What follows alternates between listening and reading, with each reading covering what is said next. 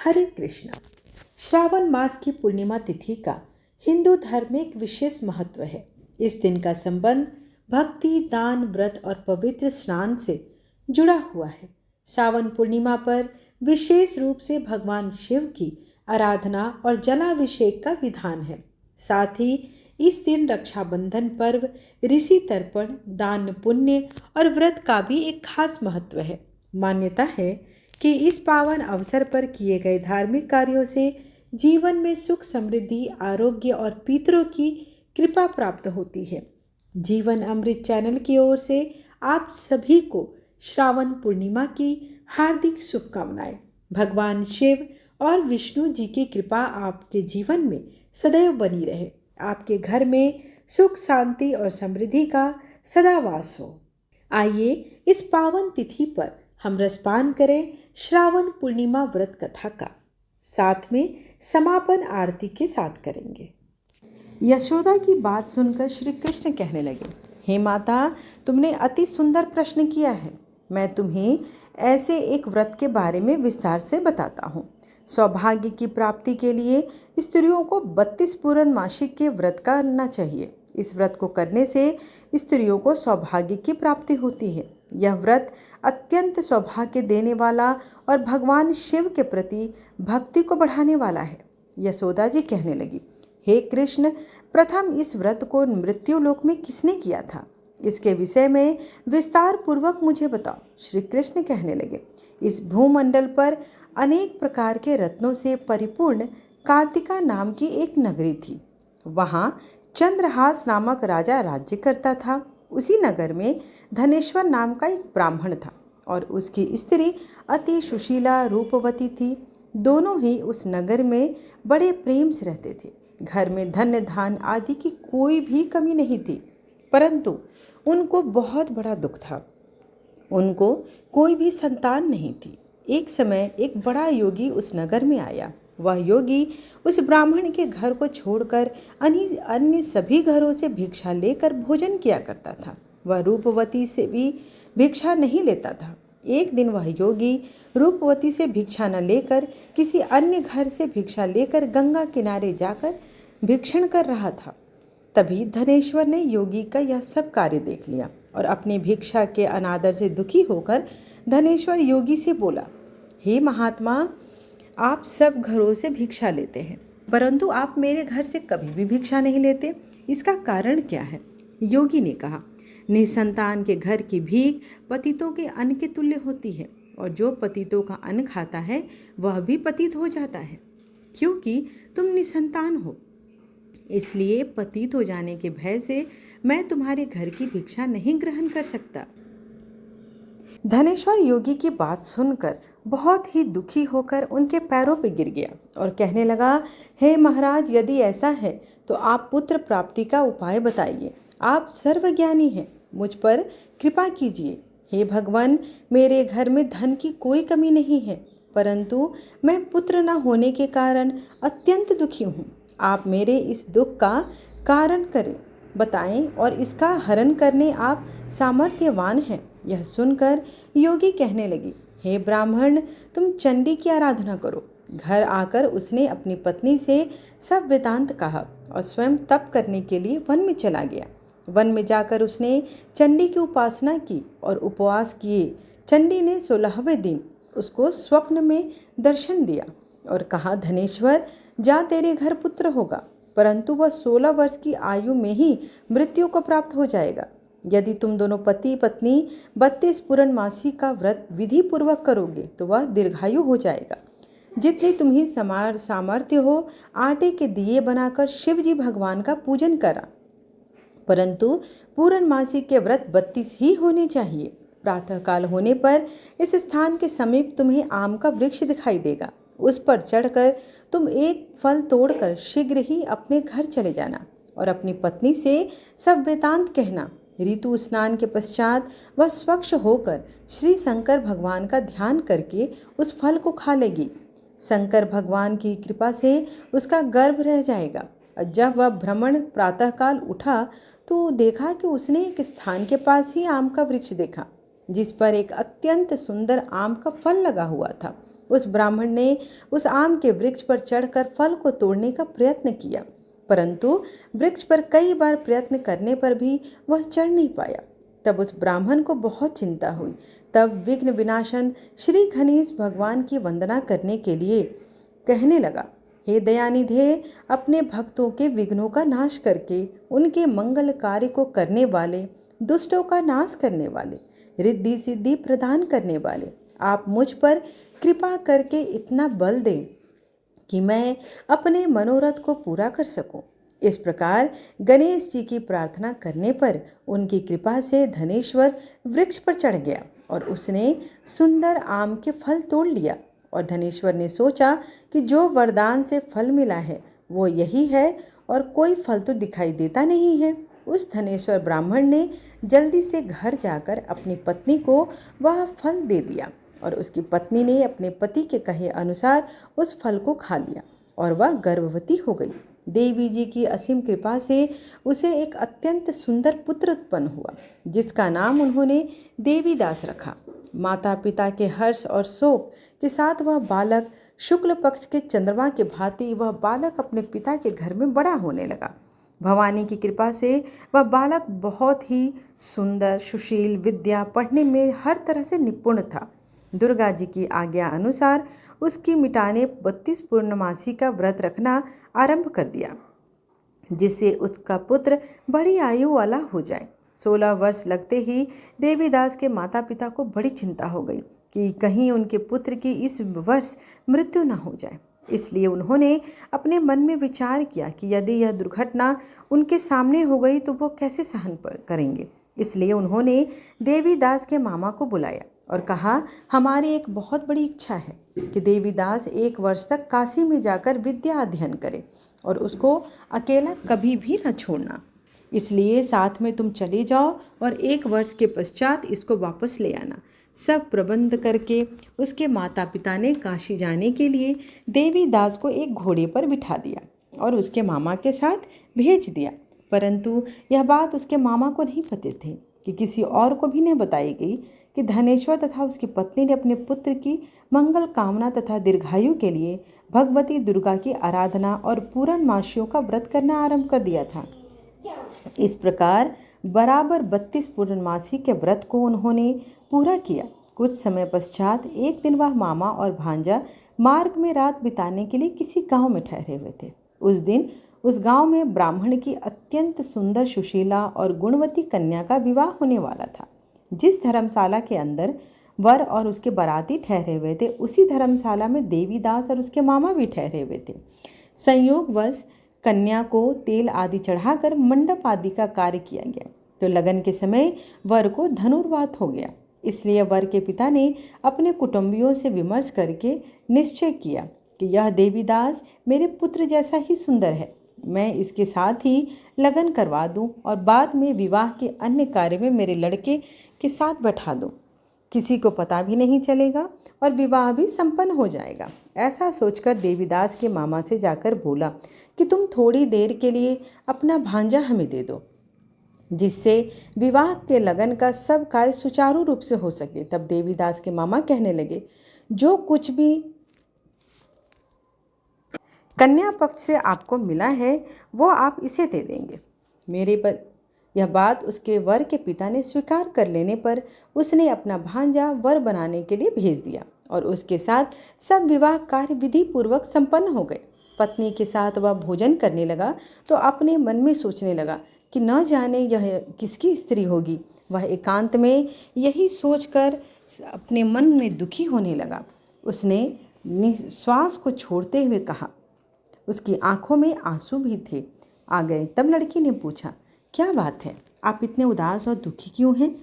तब उसने सारी बातें जो वर के पिता और उसके मामा में हुई थी, जो वो सारी कुछ बात लड़की को बता दी। तब कन्या कहने लगी, हे ब्रह्म विवाह है, हे ब्राह्मण, मैंने आपसे विवाह किया है, आपको ही अपना पति माना है, इसलिए आप ही मेरे पति हैं, मैं आपकी ही पत्नी रहूंगी, अन्य किसी की कदापि नहीं। देवीदास ने कहा, ऐसा मत करो, क्योंकि मेरी आयु बहुत कम है, मेरे पश्चात आपकी क्या गति होगी, इन बातों को अच्छी तरह विचार कर लो। परंतु वह दृढ़ विचारों वाली लड़की थी।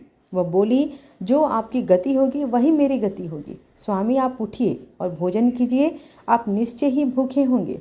तब देवीदास और उसकी पत्नी ने भोजन किया तथा शेष रात्रि वह सोते रहे।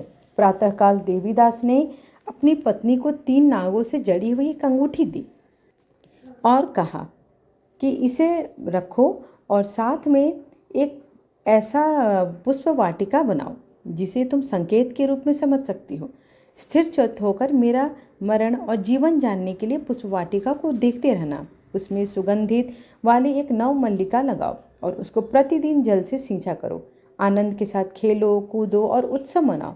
जिस समय और जिस दिन मेरा प्रणांत होगा यह फूल सूख जाएंगे और जब यह फिर हरे हो जाएं तो समझ लेना मैं जीवित हूँ। यह बात निश्चय करके समझ लो, इसमें कोई भी संशय नहीं है। इतना कहकर देवीदास वहाँ से चला गया।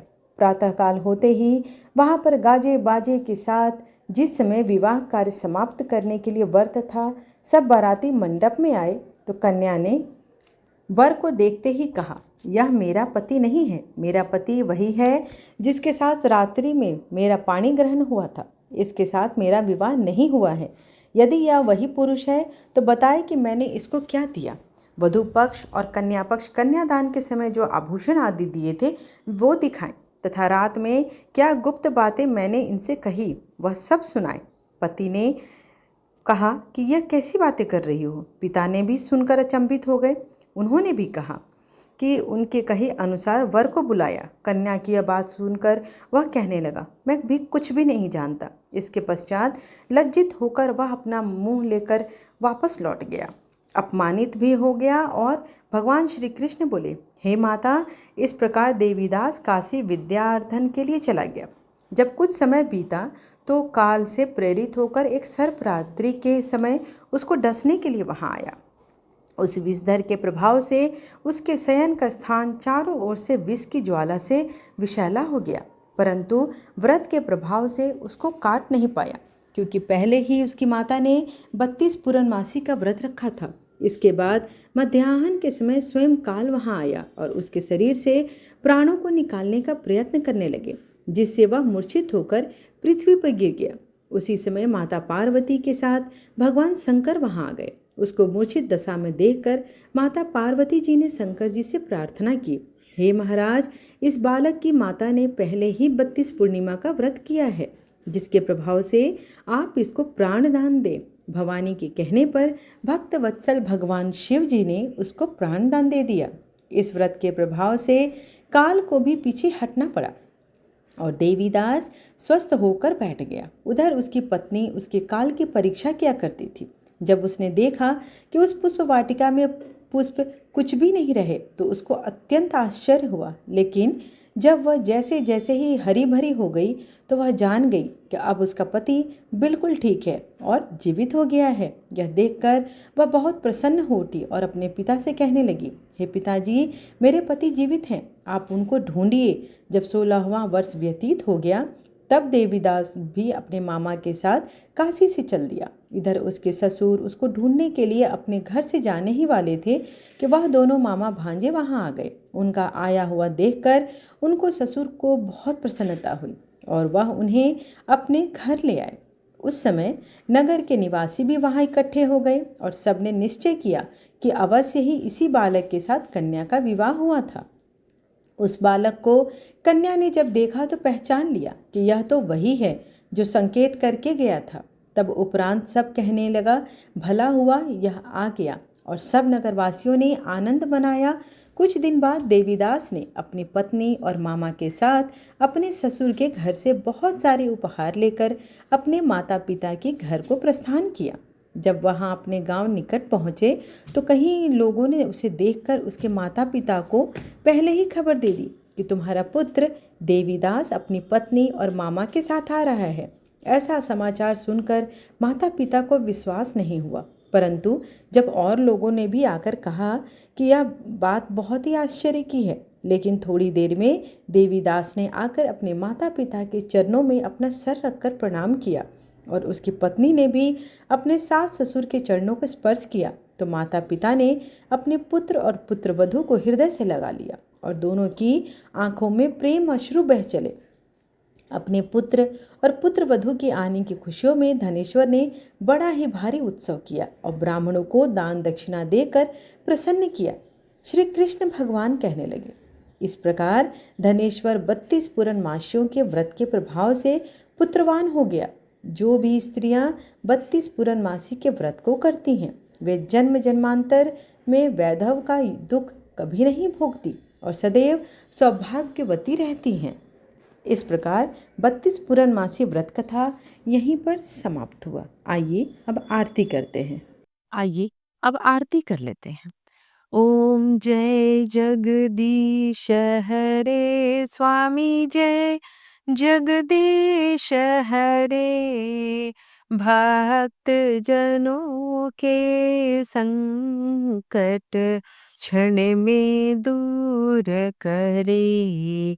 ओम जय जगदीश हरे।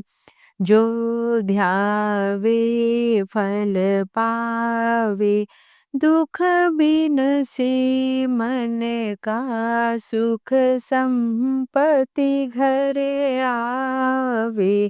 कष्ट मिटे तन का।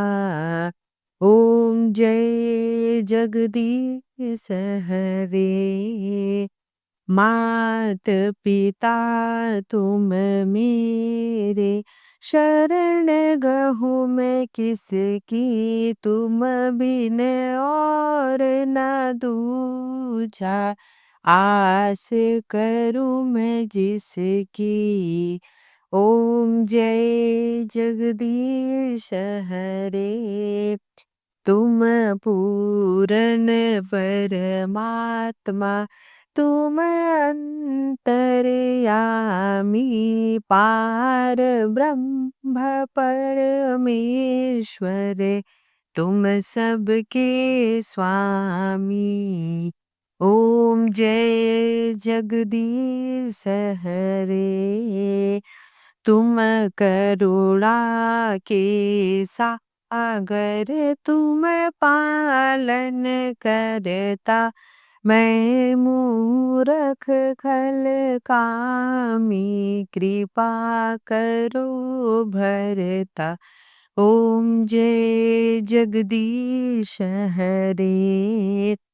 तुम हो एक अगोचर सबके प्राणपति किस विधि मिलूं दया मैं तुमको मैं कुमति। ओम जय जगदीश हरे। दिन बंधु दुख हरता तुम ठाकुर मेरे अपने हाथ उठाओ। द्वार पड़ा मैं तेरी। ओम जय जगदीश हरे। विषय विकार मिटाओ पाप हरो देवा श्रद्धा भक्ति बढ़ाओ। संतन की सेवा। ओम जय जगदीश हरे। तन मन धन संपत्ति सब कुछ है तेरा तेरा तुझको अर्पण क्या लागे मेरा। ओम जय जगदीश हरे। श्री जगदीश की आरती जो कोई नर गावे कहत शिवानंद स्वामी मन वांछित फल पावे। ओम जय जगदीश हरे। आशा करती हूँ कि आपको आज की कथा अच्छी लगी हो। वीडियो पसंद आए तो चैनल को लाइक शेयर एंड सब्सक्राइब करना बिल्कुल ना भूलें और दिल से कमेंट बॉक्स में लिखें हरे कृष्णा या ओम नमो भगवते वासुदेवाय लिखकर अपने अपना अनुभव बताएं। धन्यवाद। श्रावण पूर्णिमा का यह पावन पर्व हमें आस्था, भाईचारे और त्याग का संदेश देता है। इस दिन की पूजा और संकल्प से न केवल हमारे जीवन में सकारात्मक ऊर्जा आती है, बल्कि पारिवारिक बंधन भी और भी मजबूत हो जाते हैं। इसी आशा के साथ आज की कथा का यहीं पर समापन करते हैं। मिलते हैं कल अगली कथा में। तब तक के लिए आप सबका बहुत बहुत धन्यवाद कथा का रसपान करने के लिए।